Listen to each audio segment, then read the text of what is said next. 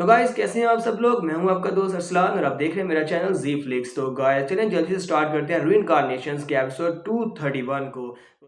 Last episode के and पे हमने देखा था कि माया लिंजुई अपनी पावर्स को रिलीज करते हुए मास्टर जूजू को वहां पर से ड्रा कर भगाने की कोशिश करता है, क्योंकि माया लिंजुई को पता होता है कि वो अपनी पावर्स के साथ मास्टर जूजू को अकेला नहीं हरा सकता। कि मास्टर जूजू भी उसकी पावर्स को वहां पर रिलीज होता हुआ देखकर काफी ज्यादा हैरान होते हैं और सोच रहे होते हैं कि इस लड़की की पावर्स तो काफी ज्यादा हैरान करने वाली है, क्योंकि इस लड़के ने लास्ट टाइम कैंगशन के साथ जो कुछ भी किया था वो सब कुछ हमारी आंखों के सामने है। मैं यहाँ पर इस लड़के से भिड़ने की गलती बिल्कुल भी नहीं करूंगा। तो मास्टर लू टियान जैन इस लड़के को प्रोटेक्ट करना चाहते हैं, जबकि दूसरी तरफ से एम्परर बाइलू इस लड़के से निमटना चाहता है, वो इसको डिस्ट्रॉय करना चाहता है। इसका मतलब यह है कि ये लड़का काफी ज्यादा पावरफुल हो सकता है, इसी वजह से मैं अकेला इसका मुकाबला नहीं कर पाऊंगा। मास्टर जूजू वहाँ पर अपनी इज्जत रखने के लिए उन सभी लोगों से कहते हैं, लड़के चलो अभी ठीक है, आज मैं तुम्हें यहाँ पर जिंदा छोड़ देता हूँ कि आज मुझे यहाँ पर कुछ बहुत ही जरूरी काम करने के लिए जाना है। मुझे एक बहुत ही जरूरी काम निपटाने के लिए यहाँ से जाना है और बाकी के सभी लोगों की बात रही तो तुम सभी लोग मेरे साथ चलो। अगर वापस चलते हो तो फिर मैं तुम सभी लोगों को छोड़ दूंगा, किसी को भी नहीं मारूंगा। मैं लिंजुई कहता है तुम सभी लोग क्या इसके साथ जाना चाहते हो? तो वो सभी लोग कहते हैं नहीं, हम में से कोई भी इसके साथ नहीं जाना चाहता। सबसे पहले तो ग्लास मून बिल्डिंग के ओनर आगे बढ़ती है और कहती है हम में से कोई भी यहाँ पर तुम्हारे साथ नहीं जाना चाहता। मास्टर जूजू प्लीज हमें यहाँ से जाने दे, हम लोग न्यू लॉर्ड के साथ यहाँ से जाना चाहते हैं। दूसरी तरफ से नीदर सेमनिवल हाल के मास्टर मा टैंग भी उसे कहते हैं मास्टर हम लोग भी यहाँ पर अपने लिए एक नया लॉर्ड ढूंढने वाले हैं, यानी कि हमें एक नया मास्टर चाहिए, हम आपको मास्टर नहीं मानते और हम लोग यहाँ से जा रहे हैं। हिवनली सोल सेक्टर से मोस्ट भी उसे कहती है हम लोग भी यहाँ से जा रहे हैं, हमारा हिवनली सोल सेक्टर भी तुम्हें फॉलो नहीं करेगा। तो वहाँ लिंजुई से कहता है कि मास्टर जूजू लगता है कि तो इनमें से कोई भी तुम्हारे साथ बिल्कुल भी नहीं जाना चाहता, तो क्या तुम यहाँ पर हमारी तरफ नहीं आओगे? क्या तुम इन सभी को मानना नहीं चाहते कि ये सभी लोग तुम्हें धोखा देकर जा रहे हैं? जूजू कहते हैं कि नहीं, अब मैं यहाँ पर नेचुरल लॉ को फॉलो करूंगा, क्योंकि ये सभी लोग अगर मुझे छोड़कर जाना चाहते हो तो फिर ये लोग जा सकते हैं, क्योंकि ये सभी लोग अपनी मर्जी के मालिक हैं। मैं किसी को भी बांध कर यहाँ पर बिल्कुल भी नहीं रख सकता। क्योंकि वो सभी लोग भी मास्टर जूजू की बात सुनने के बाद काफी हैरान होते हैं और कहते हैं ये सीधा यहाँ पर क्यों नहीं कहता कि ये यहाँ पर इतनी हिम्मत नहीं रखता कि आगे आकर हमें मार सके। यहाँ पर देखो किस तरह ये नाटक कर रहा है। मास्टर जूजू वहाँ पर से जा रहे होते हैं तो इसी वक्त ये सभी लोग, क्योंकि ये पहले से अपना डाउ मास्टर ही मान देते हैं, उसे रिस्पेक्ट देते हैं, वहाँ पर से फेयरवेल कहते हैं। तो मास्टर जूजू वहाँ पर से जाते हुए सोच रहे होते हैं ये सभी कमीने, इन्हें क्या लगता है कि ये सभी लोग मुझे इतनी आसानी से छोड़कर जा सकते हैं? सभी लोगों को तो मेरे हाथों से ही मरना है, जितने भी लोग यहाँ पर मुझे छोड़कर जा रहे हैं। तो उसके वहाँ चले जाने के बाद हमारा लिंजुई कहता है तो फाइनली यहाँ से चला ही गया। लिंजुई कहता है कि मास्टर जूजू अपनी प्रीवियस फाइट में काफी बुरी तरह से जख्मी हुए थे, हालांकि वो डाउराम के 5th लेवल पर है, लेकिन मुझसे फाइट के बाद मुझे लगता है कि मैं यहाँ पर डाउराम के 4th लेवल के बंदे से आसानी से फाइट कर सकता हूँ, क्योंकि इसकी पावर इस वक्त इंजरी की वजह से डाउराम के 4th लेवल तक रिड्यूस हो चुकी होंगी। तो काफी ज्यादा अच्छा है, यानी कि मेरी इंप्रूवमेंट्स काफी ज्यादा अच्छी हैं। तो काफी दिनों के बाद का सीन दिखाते हैं। तो हमारा लिंजुई अपनी पूरी की पूरी फ्लीट को लेकर वहाँ पर पहुंचता है जहाँ पर गेट होता है फेंगशी डाउराम का। गेट के दूसरी तरफ उनकी फेंगशी डाउराम है। तो हमारा लिंजुई कहता है कि सभी लोग हम लोग जहाँ पर पहुंच चुके हैं, हमारे सामने फेंगशी डाउराम का गेट है, इस गेट को पार करने के बाद हम लोग दूसरी तरफ पहुंचेंगे। लू शैंकिंग उसे कहती है लेकिन मैंने तो सुना था कि गेट के दूसरी तरफ कुछ भी नहीं बचा, क्या वाकई में हम लोग वहाँ पर जाने वाले हैं, गेट की दूसरी तरफ जाने वाले हैं? तो हमारा लिंजुई से कहता है हाँ ये बात वाकई में सच है कि वहाँ पर कुछ भी नहीं बचा, लेकिन फेंगशी डाउराम के बर्बाद होने से पहले वहाँ पर से बहुत सारे लोग ऐसे थे जिन लोगों को मैं अपने साथ ले आया हूँ, यानी कि वो सभी लोग इस वक्त मेरे पास है, इस वक्त तो मिरर के अंदर सेफ है। वैसे भी क्या तुम सभी लोग समझते हो कि एक बर्बाद हुई फेंगशी डाउराम तुम सभी लोगों को अपॉर्चुनिटीज नहीं दे सकती है? एक ऐसी जगह जिसने उसमें 8 एंशिएंट एम्परर्स को जन्म दिया था, 8 एंशिएंट एम्परर्स जो कि बाकी की सभी डाउराम में सबसे पावरफुल हुआ करते थे, तो तुम सभी लोगों को यहाँ पर ग्रो नहीं करवा सकते। तो वो सभी लोग उसके सामने अपने घुटने टेक देते हैं और उसे कहते हैं मास्टर हम लोग तुम्हें अपना लॉर्ड मानते हैं और आज के बाद से तुम इस फेंगशी डाउराम के नए डाउ मास्टर होगे, जो भी तुम हमें कहोगे वो हम करेंगे और तुम्हारे साथ वहाँ पर जाने को तैयार है। तुम्हारा लिंजुई कहता है जल्दी से उठकर खड़े हो जाओ, यहाँ पर फिलहाल के लिए तुम्हें अपने घुटने झुकाने की जरूरत नहीं है, क्योंकि इस वक्त हमें इस गेट के ऊपर जो गार्डियंस है उसे निमटना होगा, क्योंकि गेट के सामने कुछ गार्डियंस हैं, लगता है कि यहाँ पर थोड़ी सी मुश्किल होने वाली है। मास्टर मा टैंग कहते हैं ये क्या, ये तो काउ डीमन और स्नेक स्पिरिट है, पर सामने एक बुल डीमन होता है और उसके साथ साथ स्नेक स्पिरिट होती है, यानी कि 2 बड़े बड़े डीमंस होते हैं, वो लोग वहाँ पर गेट को प्रोटेक्ट कर रहे होते हैं। मास्टर कैंगजान ने इन दोनों डीमंस को यहाँ पर प्रोटेक्शन के लिए छोड़ा होता है। लू शैंकिंग मास्टर मा टैंग से कहती है मा टैंग क्या तुम इन दोनों मॉन्स्टर्स को जानते हो, क्या तुमने इन्हें पहले कभी देखा है? तो मास्टर मा टैंग उसे कहते हैं हाँ मैं इन दोनों को जानता हूँ, बुल डीमन है और दूसरा स्नेक स्पिरिट है, ये दोनों ही कैंगजान आर्मी के जनरल्स हैं, दोनों की कल्टीवेशन इस वक्त सुप्रीम राम के पीक पर है, यानी कि ये दोनों ही हमसे काफी ज्यादा स्ट्रॉन्ग है। बुल डीमन आगे बढ़ता है, इसी के साथ वो इशारा करते हुए कहता है, वहाँ पर लड़कियों की तरफ इशारा करता है और कहता है तुम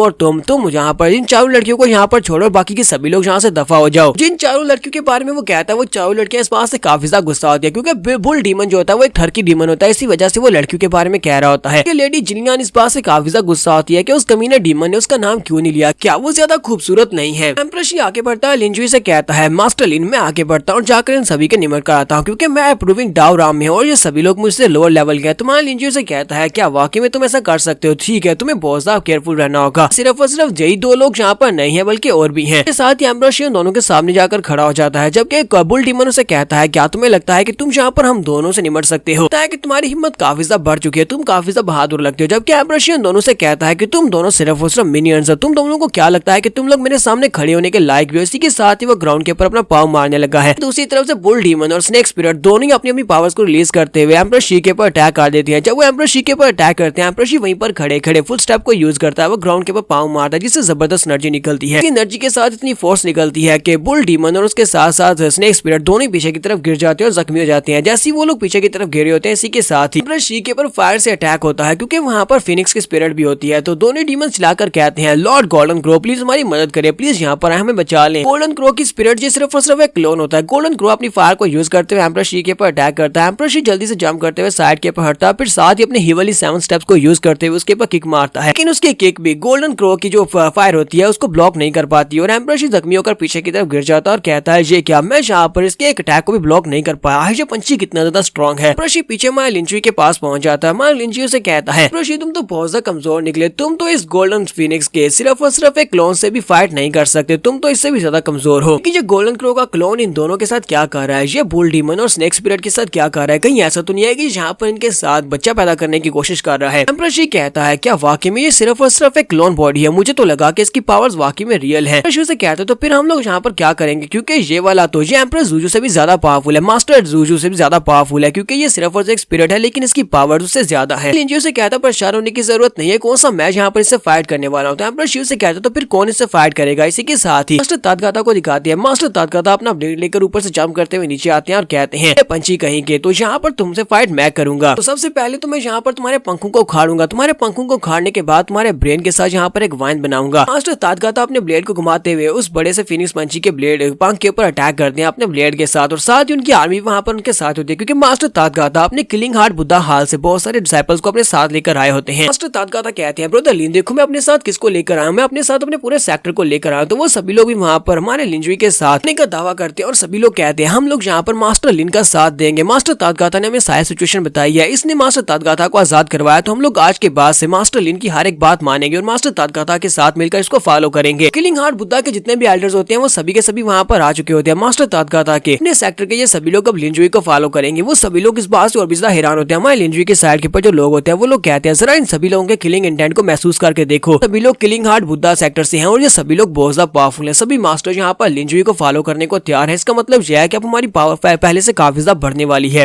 लिंजुई कोई आम सा इंसान नहीं है, बल्कि लिंजुई फ्यूचर में बहुत ज्यादा खास बनने वाला है। लिंजुई मास्टर तादगाता से कहता है मास्टर तादगाता तुम लोग यहाँ पर टाइम के ऊपर आए हो, अब यहाँ पर से कोई भी जिंदा बचकर नहीं जाना चाहिए, इन तीनों स्पिरिट्स को मार डालो। तादगाता उसे कहते हैं ठीक है, यहाँ पर बाकी के जितने भी मॉन्स्टर्स हैं उन सभी को तुम लोग संभालो और ये गोल्डन स्पिरिट से मेरे पर छोड़ दो, क्योंकि मुझे इससे बदला भी लेना है। तो यहाँ पर हम लोग अपनी एपिसोड 231 का एंड करेंगे। एपिसोड की एक्सप्लेनेशन अच्छी लगी हो तो कमेंट करके जरूर बताइएगा। चैनल को सब्सक्राइब कर दें, वीडियो को लाइक और शेयर कर दें। शुक्रिया।